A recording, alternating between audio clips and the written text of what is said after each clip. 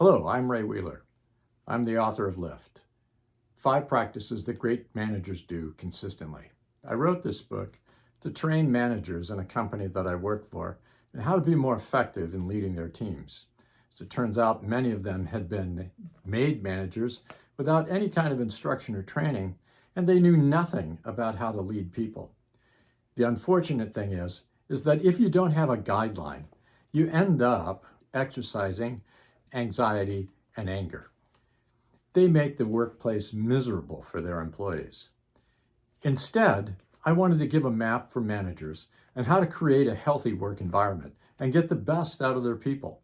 In this book, I discuss 5 different practices that managers do that create great teams. First of all, they create ownership, not a dictatorship. They share the goals of the company with their entire team in such a way that the whole team begins to own those goals in their own workplace. They're not outside their ability to perform, they're not outside their ability to make decisions, but instead they've been given a part of the project that is going to stretch their skills, but also bring success. Great managers also work facts, not emotions. In the most negative workplaces, you find managers becoming upset when things don't go the way they're supposed to go, and their emotion carries over in anger and frustration to all their employees, so that the whole place is gloomy and dark and try to avoid the manager at all costs. Instead, when you work facts, you can end up coaching.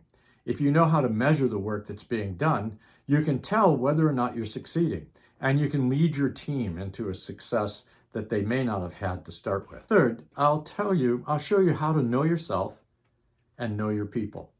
When you know your own skills, strengths, and weaknesses, and you know that of your team as well, then it becomes much easier to work together toward a common goal with the strengths and abilities of each team member pulling in the same direction.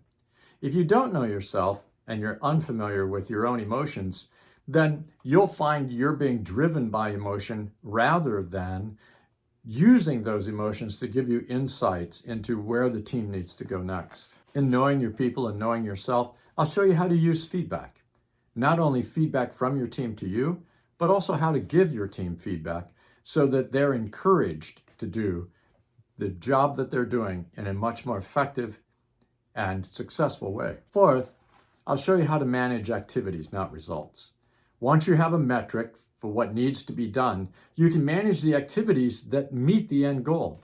Too often, managers spend too much time trying to manage the results. You can't manage the results. The results are just that. They're the consequence of certain actions. So if you know what actions are supposed to happen, you're able to manage those things, right? Those activities, and show your team what activities are going to lead them most successfully toward the objectives that your company, your organization has. And then finally, I'll show you how to build a climate of hope and not cynicism.